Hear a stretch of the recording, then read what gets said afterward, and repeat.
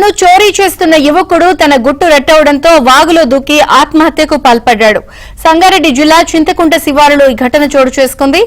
Auto ట్రాక్టర్లను శ్యామ్ అనే యువకుడు చోరీ చేశాడు. అయితే బజరంగపేట గ్రామస్తులు తనను గుర్తించారని తెలుసుకున్న శ్యామ్ తీవ్ర భయాందోళనకు గురయ్యాడు.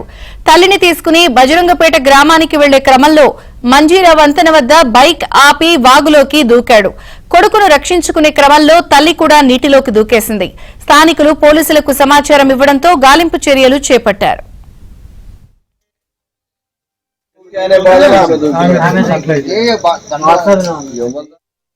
తాయలు చెప్పమంటే ఎవరిది పేరు చెప్పలేడు.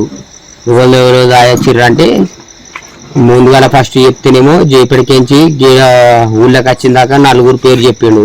మళ్ళా తర్వాత ఇక ఆడికించి ఏం చెప్పలేడు. పొద్దుంత నలుగురు కలిసి దొంగతనం చేసారా? తాగి వచ్చినాం అన్న జయపడికించి. ఈడ జయపడికించి వచ్చినాక ఊళ్ళో దిగినాక నేను ఇక ఓడింటికి వాళ్ళు వెళ్ళిపోయారు. నేను చక్కగా వచ్చేసిన అన్నాడు. అంతే. ఎవరెవరు వాళ్ళ దోస్తులా? వాళ్ళ దోస్తులు వెళ్ళిపోయారు. మా ఊరు